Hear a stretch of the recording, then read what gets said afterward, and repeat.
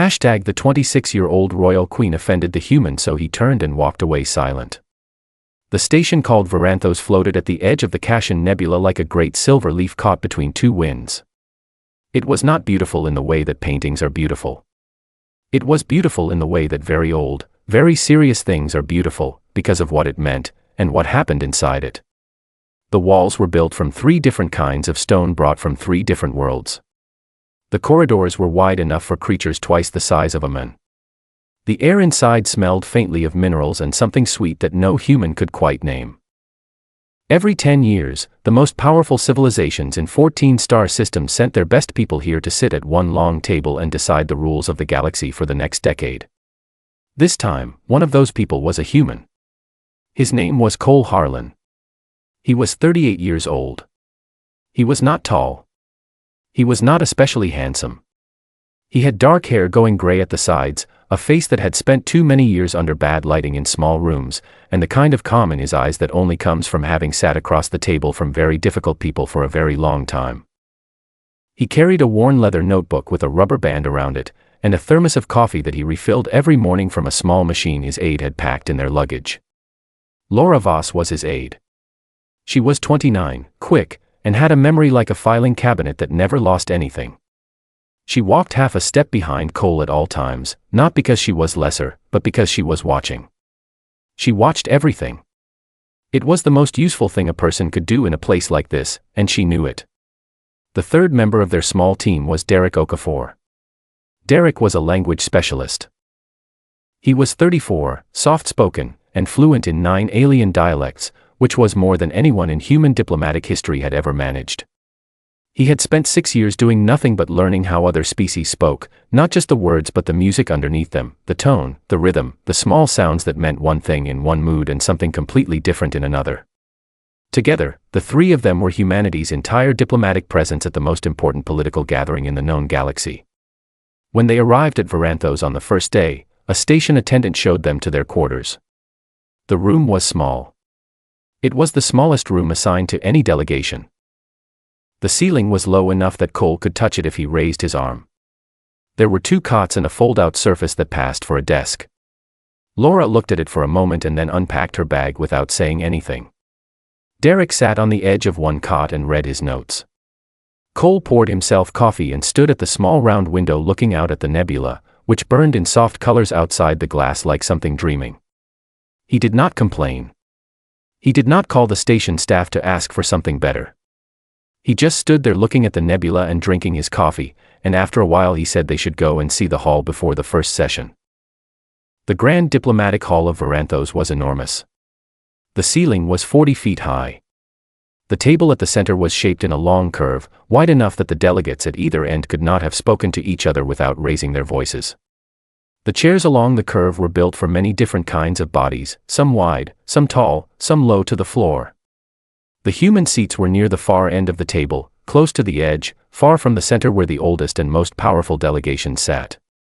Cole looked at the seating arrangement on the chart posted near the door. He did not say anything about where they were placed. He just found their seats and sat down in his and opened his notebook. The other delegations began to arrive over the next hour. The Vreth of the Stoneback clans came in a group of 7, each one broad and heavy as a granite block, moving slowly but with enormous confidence, their dark eyes scanning the room with the steady patience of creatures that had been doing this for 300 years. The Sirai ambassadors arrived wrapped in robes that seemed to be made of light, fabric that shifted color as they moved, soft golds and pale blues that made them look like they were walking inside a sunrise. The Drevathi came last, as they always did, 3 of them in identical gray uniforms, angular and cold, sitting down without speaking to anyone. And then there was Queen Saraveth of the Aelori sovereignty. She walked in the way that people do when every room they have ever entered has rearranged itself around them. She was young, 26 years old by the human count, though the Aelori aged slowly and she had already been ruling her people for 9 years. She was tall and pale-skinned, with dark eyes that moved quickly across the room and took everything in without appearing to try. She wore deep blue robes with a single silver clasp at the shoulder. She had no crown. She did not need one. Her people had been part of the Accord longer than most civilizations sitting at that table. She had negotiated her first trade agreement at 17. She had ended a border conflict between two neighboring species at 21, using methods that older and more experienced diplomats still talked about. She was, by any honest measure, one of the best political minds in the known galaxy, and she knew it, and this was occasionally a problem. She swept into the hall with two attendants behind her and moved to her seat near the center of the table, exactly where the most powerful delegation sat, and as she passed the far end, she noticed the three humans. She looked at Cole the way a person looks at something they have already decided is not very important. Then she leaned slightly toward the attendant on her right and said something in a lorry, quiet and quick, with a small smile at the corner of her mouth. What she said was this: "It is almost charming how the humans still send children to speak for them. Their presence here is more ceremony than anything real." The attendant smiled.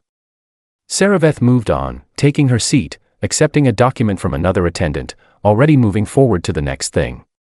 Derek had heard every word. He looked at Cole. Cole was writing in his notebook. He had not looked up. But his pen paused for just a moment, so brief that Laura, standing right beside him, might have missed it, and then it moved again, steady and unhurried. He did not say anything.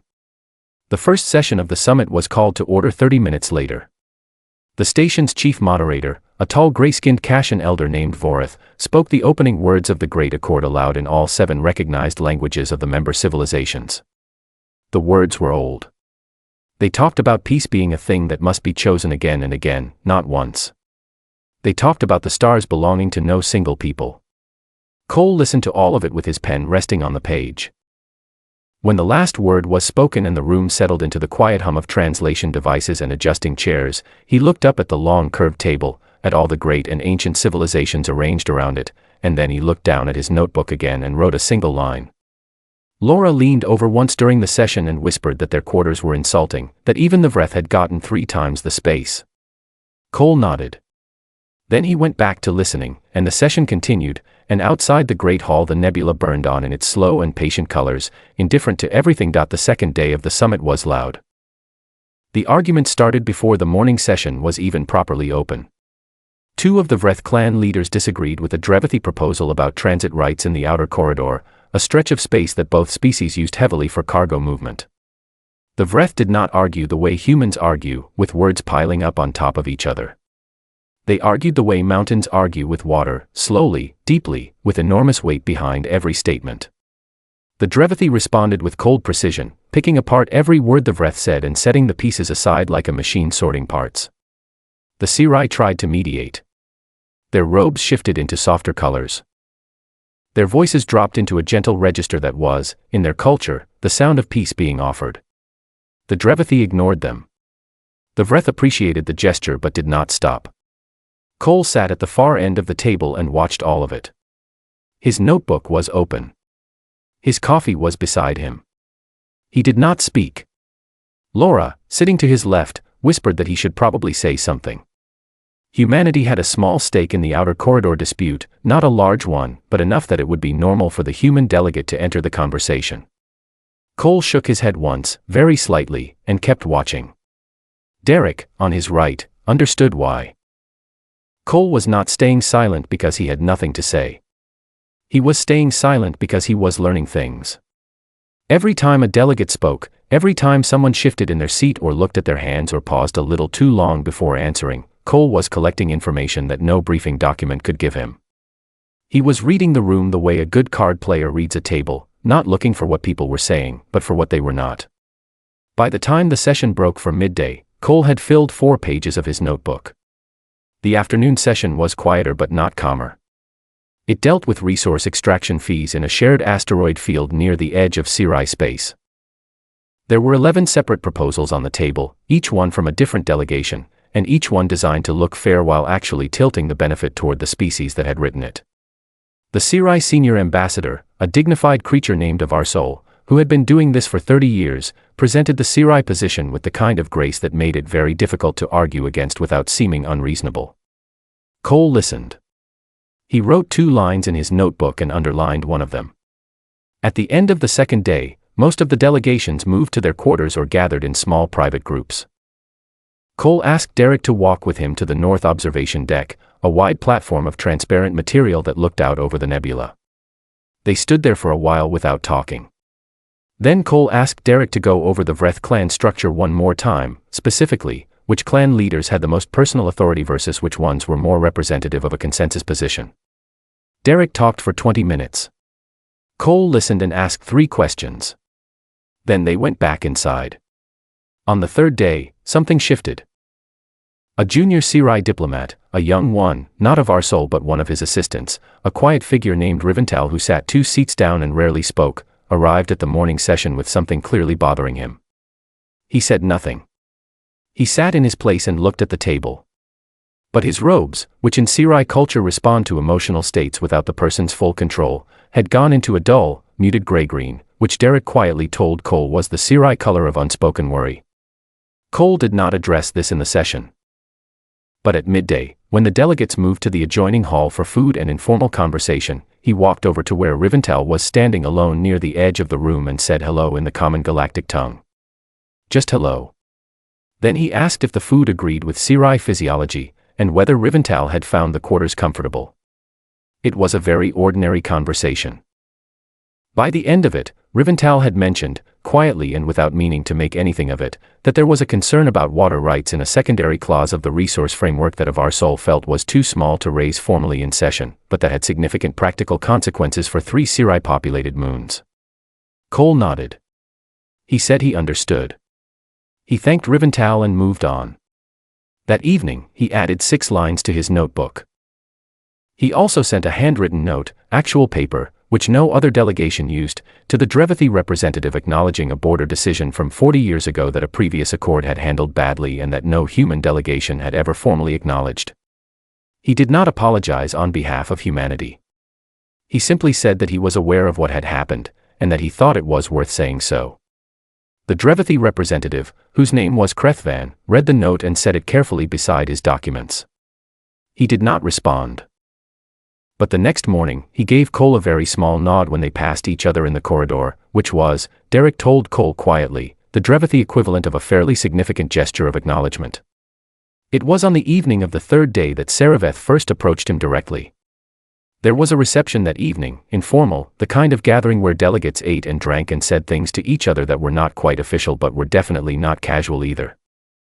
Saraveth moved through the room in the way she always did, drawing attention without appearing to want it, speaking to the senior delegates with the easy confidence of someone who had never doubted her place at the table. She came to Cole with a small glass of something pale blue in her hand and spoke to him in the common tongue. Her voice was pleasant. Her manner was pleasant. Everything about the interaction, on the surface, was perfectly polite. She asked him where he had studied. Whether Earth had developed formal diplomatic academies yet. She used the word yet in the way that a teacher uses it with a student who is a little behind, not cruel, but carrying with it a very clear picture of the distance between them. Cole told her he had never finished university. He said he had learned diplomacy by doing it, in rooms that were louder and harder than this one. He said it simply, without any embarrassment and without any performance of pride. Saraveth smiled. It was a warm smile, but it was a particular kind of warm, the warmth that very confident people offer to those they find non-threatening. She said that instinct was a beautiful thing in young species. That it had served humanity through its difficult early centuries. That she hoped, in time, humans would develop the longer view that real civilization requires. Then she moved on. She had said what she had come to say, and there were more important people to speak with. Cole watched her walk away. He finished his coffee. He wrote one sentence in his notebook, not about the conversation, but about something else entirely, a connection he had just made between 2 things he had observed in the 2nd day's session. Laura came to stand beside him. She asked, very quietly, if he was all right. He said yes. Then he said he wanted to speak with the Vreth delegate tomorrow morning before the session started, if she could arrange it. She said she could. She looked at him for a moment longer, then nodded and went to make the arrangements. Cole stayed where he was for a little while, holding his thermos, watching the room, learning it the way he learned every room, patiently, carefully, and without anyone realizing quite how much he was seeing. The 5th day of the summit was the one that mattered most. Everyone in the station knew it. You could feel it in the way the corridors were quieter than usual in the early morning, the way the food in the common hall was eaten faster, the way even the station attendants moved with a little more attention in their eyes. This was the plenary session, the open meeting where every delegation stood up and put their proposal for the new Great Accord on the table, in front of everyone, to be examined and argued and eventually voted on. This was not a formality. The proposals made in plenary defined the shape of the next 10 years of galactic politics. Shipping lanes, resource rights, military boundaries, trade restrictions, all of it lived or died in what was said in this room on this day. Cole arrived at the hall 40 minutes early. He sat in his seat, opened his notebook, and reviewed what he had written over the past 4 days. Laura sat beside him and said nothing, which was the most useful thing she could do. Derek was 2 seats over, reviewing his translation notes. The hall filled slowly around them, delegates taking their places with the careful composure of people who had been preparing for this moment for months.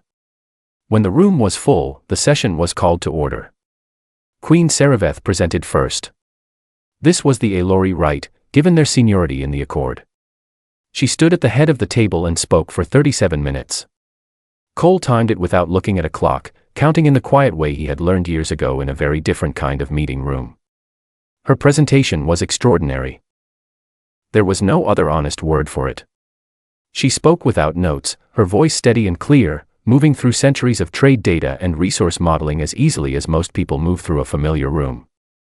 The framework she proposed was elegant in the way that very good engineering is elegant, nothing wasted, nothing out of place, every piece connected to every other piece with a logic that was hard to find fault with. She proposed a restructured resource-sharing system for the outer corridor that looked, on the surface, perfectly fair. It acknowledged the concerns of 5 different species by name. It included a rotating oversight committee and a transparent appeals process. It also, buried inside its 3rd and 6th clauses in language that was technically accurate but practically difficult to interpret any other way, shifted the majority of effective control over the corridor's most profitable shipping lanes to Aelori-aligned species over the next 12 years. Cole had read her earlier position papers. He had seen this coming. He wrote nothing in his notebook during her presentation. He simply listened, and when she finished, he joined the rest of the room in the brief formal acknowledgement that followed a plenary address. The applause, if you could call it that, each species had its own version, was genuine. The Sirai robes went briefly gold. Even the Drevathi made the small 2-finger motion that meant something between respect and recognition. Sereveth sat down with the composed expression of someone who had done exactly what they came to do. Then other delegations presented.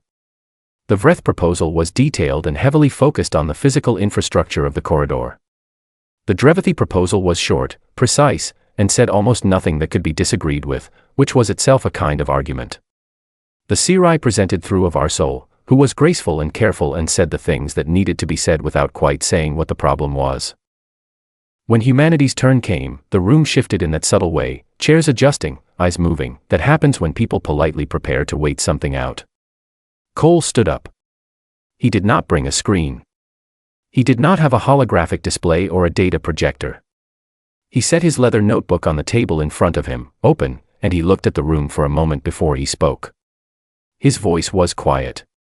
Not soft, it carried easily across the hall, but quiet in the way that makes a room lean in to listen, because the person speaking does not seem to be performing. He said that humanity had been a spacefaring species for 41 years. He said he was not going to pretend that 41 years was a long time. He said that what he was about to present was not a human proposal in the way that word was usually meant. Then he began. In the 4 days before this session, Cole had spoken privately with the Vreth delegate, a broad, slow-spoken clan leader named Duroth, for 2 evenings. Those conversations had not been about humanity's proposal.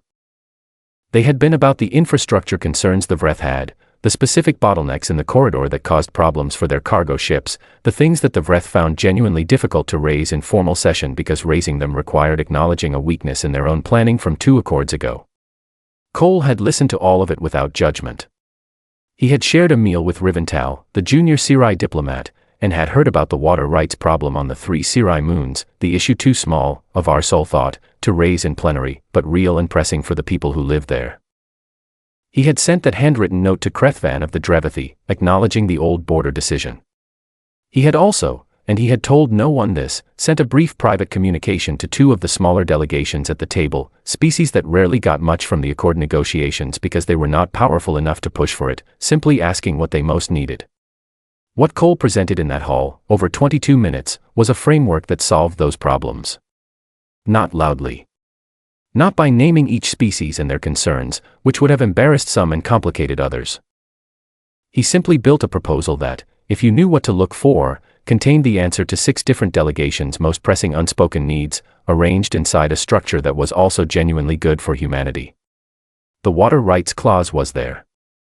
The infrastructure solution was there. The old border acknowledgement was formalized and included as a preamble. The smaller species found, reading through the text, that their interests had been considered. He finished speaking and sat down. The room did not applaud. It was thinking. That was the sound of 22 minutes of work landing exactly where it was meant to land. Duroth of the Vreth sat very still and read through the document summary that Laura had quietly distributed during Cole's address. The Sirai robes went through 3 different colors in rapid succession, which Derek said later was a sign of very fast processing, surprise, then recognition, then something close to warmth. Even Krethvan of the Drevathi looked at the preamble, then looked at Cole, then looked back at the preamble. Saraveth was very still. She was reading. She was reading quickly, the way she always did, and as she read she was understanding something that had not been clear to her until this moment, that the men at the far end of the table, the one who had never finished university, the one she had smiled at so patiently 3 evenings ago, had spent the past 4 days doing something she had not noticed, had not tracked, and had not taken seriously. She turned back to the opening clause of his proposal and read it again. It was, structurally, the most thoughtful thing on the table. She did not show this on her face. She was too skilled for that. But her attendant, who had been with her for 6 years and knew every small movement she made, noticed that she set the document down very carefully, the way a person sets something down when they want to make sure they do not react to it physically. Cole poured himself coffee from his thermos, recapped it, and wrote 1 line in his notebook. Outside the Great Hall, the nebula continued burning in the slow colors of something very old and entirely unconcerned with the proceedings inside. But inside, something had changed. The room that had arranged itself in one shape in the morning was rearranging, quietly and without announcement, into something else.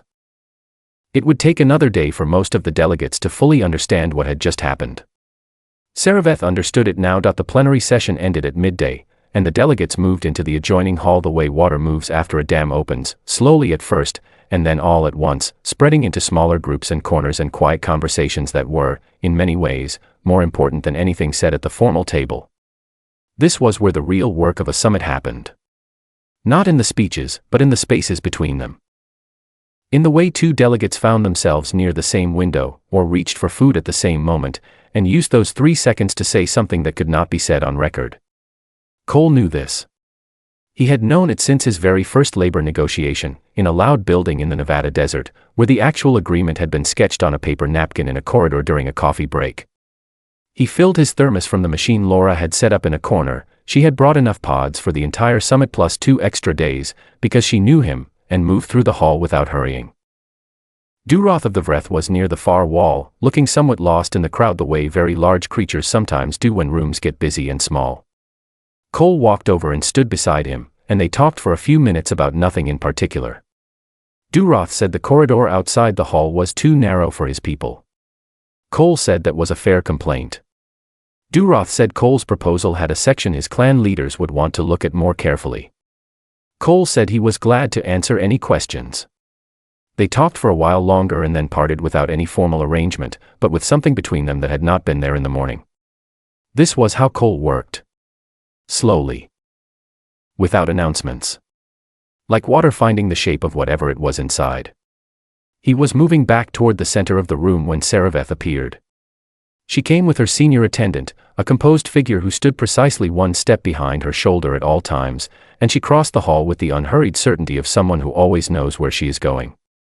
Other delegates moved slightly as she passed, not quite stepping back but giving way in the small unconscious manner of people who recognize authority without meaning to. She stopped near Cole. Close enough to speak. She had a glass in one hand, the same pale blue drink she had carried at the reception 2 nights ago, and she held it with the ease of someone who had been attending formal gatherings since childhood, which she had. But this time she did not speak in the common tongue. She turned her head slightly toward her attendant and said, in a lorry, in a voice that was not trying to be secret but was not broadcasting either, the way you speak when you assume no one around you speaks your language, the following, it is remarkable what a clever animal can accomplish when it is given the right room to perform in. She paused, and then she said, I suppose every civilization produces its useful primitives. She said his proposal was competent the way a well-trained trick is competent, impressive for the species, but not something that required serious engagement from an equal. Then she looked at Cole directly and said, in the common tongue, that she thought his framework showed genuine effort, and that she looked forward to the discussion in the final sessions. Her face was pleasant. Her tone was pleasant. The words she had just said in the common tongue were perfectly polite. If you had only heard the common tongue, you would have thought she was offering a small, gracious compliment to a junior delegate. But Cole had not only heard the common tongue. Derek was 3 feet away, standing near a small side table with a glass of water he had not drunk. He had gone completely still the moment SilentHFY began speaking in AudioBook. He looked at Cole now with an expression that was waiting, for anger, for some signal, for anything. Cole had been studying AudioBook for 8 months. Not perfectly. Not fluently in the way Derek was fluent in things. But functional, enough to follow a conversation, enough to understand words spoken at a normal pace in a normal context. He had started learning it the day he saw the summit's delegate roster and found SilentHFY's name at the top of it. He had studied it in the evenings after Laura and Derek were done with their own preparations. He had practiced with audio files on the long transit to Varanthos. He had not told either of them, because it was not the kind of thing he did for recognition. He did it because preparation was preparation, and you did it quietly and you did it completely. He had understood every word she said. He looked at SilentHFY for a moment. It was not a long look. It was not a cold look. It was the look of a man who has just confirmed something he already suspected, a small, quiet moment of recognition, the way you feel when a number you expected comes up and you do not need to say you expected it because being right is enough. Then he closed his notebook. He picked up his thermos. And he turned, without a word, without any expression on his face that could be named or quoted or referred to later, and he walked, not quickly, not slowly, at exactly the pace he always walked, across the hall to where Duroth was still standing near the far wall. He did not look back. This is the part that was hard to explain later, when people tried to describe what happened. He did not storm out. He did not make a scene. He did not say anything, not even in AudioBook, not even a word that would have made clear he had understood. He simply turned and walked away, as though SilentHFY had become, in that instant, a part of the room he no longer needed to be in. The way you turn away from a window when the view has told you everything it can. SilentHFY stood where she was. Her attendant said nothing. The pleasant expression on her face stayed in place because she was far too experienced to let it slip. But her eyes followed Cole across the hall, and they did not stop following him. Duroth of the Vreth watched Cole walk over and watched the way he arrived, calm, deliberate, not hurrying, and in the language of his people, which spoke heavily through posture and movement and the meaning of where a body chose to be. What he had just seen was something he understood deeply. Among the Vreth, turning your back on someone in a shared space was not rudeness. It was a statement. It said, you are no longer a factor in what I am doing. It was, in Vreth social terms, a form of removal, quiet and total, the kind that could not be argued with because it did not engage with an argument. Duroth was not sure what had just passed between the young queen and the human. But he knew what the human's response meant. And he filed it away with the steady, long memory of a species that had been watching politics unfold for 3 centuries. By the time the lunch period was ending and delegates began moving back toward the hall, 3 different delegations had quietly approached Laura or Derek to ask whether humanity was open to bilateral conversations about the proposed framework. Not in session. Privately. Before the final vote. Laura said she would check. She found Cole still near the far wall, talking with Duroth about corridor infrastructure. She waited until there was a pause and then told him quietly about the 3 delegations. She said it the way she said most things, without drama, just information. Cole nodded. He said to arrange separate meetings that evening, if possible, and staggered so they did not overlap. She looked at him for a second. She did not ask what had happened with SilentHFY. She had not heard the AudioBook, but she had seen the walk. She knew Cole well enough to know that asking would not produce more than he was ready to give, and that what mattered now was the work ahead. She went to make the arrangements. Cole finished his coffee. He recapped his thermos and looked across the room, to where SilentHFY was now in conversation with the CRI senior ambassador, her voice steady and her face composed and everything about her exactly as it always was. Except that, once, across the distance of the hall, she looked in his direction. Cole had already looked away. The last 2 days of the summit were different from the first 5 in a way that was hard to point to but easy to feel. It was not loud. There were no dramatic confrontations, no raised voices, no moments that anyone could write about as a turning point. But something had shifted in the quiet geography of the station, in who was standing near whom, in which doors were opened for private meetings, in the way that Cole Harlan, who had arrived at Varanthos in the smallest room and the farthest seat, now seemed to be, without having moved or announced anything, at the center of something. That evening after the plenary, he met with 3 delegations separately. Laura had staggered the meetings exactly as he asked, 40 minutes each, in a small side room near the north end of the station. The meetings were not formal. There were no cameras, no translators assigned by the station, no official record. Cole brought his notebook and his thermos. The delegates brought their concerns. The first meeting was with a small delegation from a species called the Rothi, a quiet people who lived on 2 moons near the edge of Accord space and had been part of the treaty for 60 years without ever getting much from it. They had read Cole's proposal and found, inside its 6th clause, a resource access provision that applied to them directly. They wanted to know if it was intentional. Cole said yes. They sat quietly for a moment. Then they asked if humanity would support their position if they raised it formally in the final session. Cole said yes to that too, and they talked for 30 minutes about exactly how to raise it. The second meeting was with one of the junior Vreth clan leaders, who had concerns about the infrastructure language in Cole's proposal, specifically, whether it would be interpreted in a way that required the Vreth to share certain maintenance responsibilities that they currently handled alone. Cole opened his notebook, found the clause, and rewrote 2 sentences in the margin. He showed the rewrite to the Vreth representative and asked if that addressed the concern. The representative read it twice and said yes. Cole said he would submit the amendment in the morning. The third meeting was with a diplomat from the Drevathi, not Krethvan himself, but a subordinate, which in Drevathi culture meant that Krethvan had decided the conversation was worth having but was not yet sure it was worth his personal presence. The subordinate asked 3 very precise questions about the preamble acknowledgement in Cole's proposal, each one designed to clarify exactly how binding the language was and whether it could be cited in future negotiations. Cole answered all 3 questions directly. The subordinate wrote the answers down and left. The next morning, Cole submitted 3 amendments to his proposal. They were small. They were clear. And they meant that when the final vote came, his framework would enter the room with 6 delegations already committed to supporting it, because he had taken the time to make it work for them as well as for humanity. SilentHFY read the amended proposal over breakfast. She read it the way she read everything, completely, quickly, with the part of her mind that had been trained since childhood to find the weakest point in any argument. She found the amended clauses. She understood immediately what they meant, not just as text, but as political architecture. She understood that the men she had spoken to 4 days ago as though he were a student, and had spoken about 2 days ago as though he were a performing animal, had been building something she had not seen, had not tracked, had not taken seriously. She set the document down. She had spent the previous night doing something she rarely did before a summit vote, going back to the source materials. Not the briefing papers her advisors had prepared. The actual record. Humanity's actual history. The labor movements of the 20th century, long, difficult, brutal in places, but persistent in a way that was almost physical to read about. The construction of international institutions on a planet that had spent most of its recorded history at war with itself. The long, quiet, unglamorous process by which humans had learned to sit in rooms with people they disagreed with and find, through patience and stubbornness and an almost unreasonable refusal to leave, some arrangement that could hold.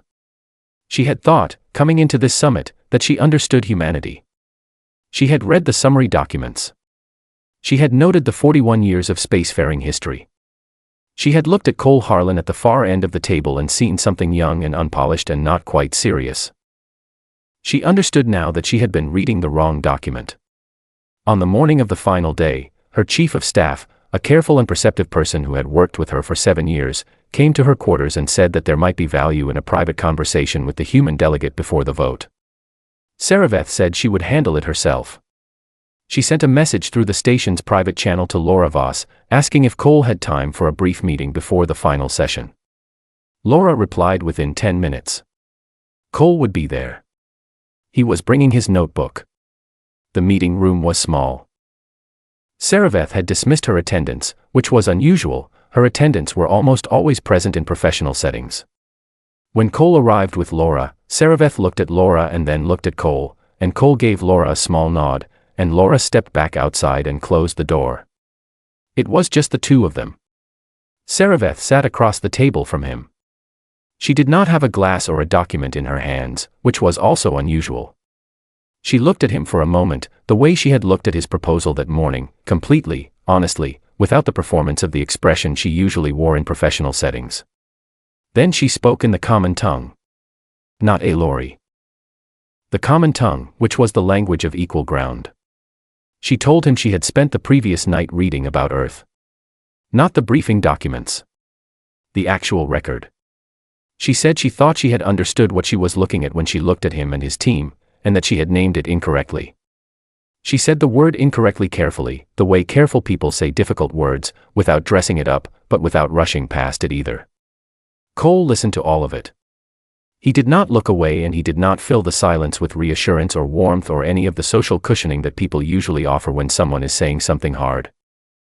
When she was finished, he said that he accepted what she had said. Not that she was forgiven, that framing would have put her in debt to him, and he was not going to do that, because it was not why he was here and it was not who he was. He simply said he accepted it, the way a person accepts new information, clearly, and without making it larger than it needed to be. Then he asked if she was open to reviewing the framework together before the vote. He said there were 2 clauses he thought the Lorry would want adjusted. He said he had already left space for those adjustments, because he had read her position papers before the summit and anticipated the concerns. She looked at him. She said yes. They worked through the afternoon. Cole opened his notebook. SilentHFY had a tablet with the full text of the proposal. They went through it clause by clause, not arguing, not negotiating in the hard way, but the other way, the slower and more useful way, where 2 people look at the same problem from different angles and build toward something that neither of them could have gotten to alone. At one point she asked him when he had learned a lorry. He said 8 months before the summit. She said nothing for a moment. Then she asked why. He said he had seen her name on the delegate roster. She looked back at the document. She did not say anything else about it. But something in her face, very briefly, was not the composed professional expression she wore in public. It was something quieter and more genuine, and it was there for only a second before it was replaced by the familiar calm. The Great Accord was voted on that evening.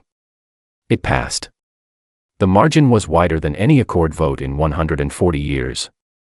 Humanity's framework, amended, adjusted, quietly rebuilt over 5 days of patient work, formed the structural backbone of the new agreement. 6 species had co-signed it. The Lorry had added 2 clauses of their own, both incorporated cleanly into the final text. The signing ceremony was simple. Each delegation's lead signed in turn. When Cole's turn came, he set his thermos on the table beside the document, opened his notebook, and signed. Laura and Derek stood behind him. Derek was smiling. Laura was not, but her eyes were. After it was done, the room filled with the particular noise of things being finished, chairs moving, conversations starting, the distant hum of delegations already thinking about the journey home. SilentHFY crossed the room and stopped beside Cole. She said, in the common tongue, that she thought the Accord was better for having him at the table. Cole said he thought she was right, and that he hoped they would both be back in 10 years. She said she expected he would be harder to underestimate by then. He said she had not struck him as someone who made the same mistake twice. She almost smiled.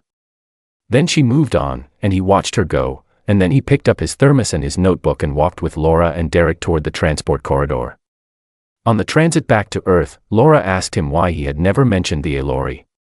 He said the goal was never to impress anyone. The goal was to be ready, and to do the work, and what anyone thought about him along the way was their own business. He poured himself a coffee. He leaned back in his seat. And after a while, very quietly, he went to sleep. Outside the ship, The stars moved past in the dark, the same stars that had burned long before any of this, and would go on burning long after, patient and entirely unconcerned, the way things are when they have always known how to wait.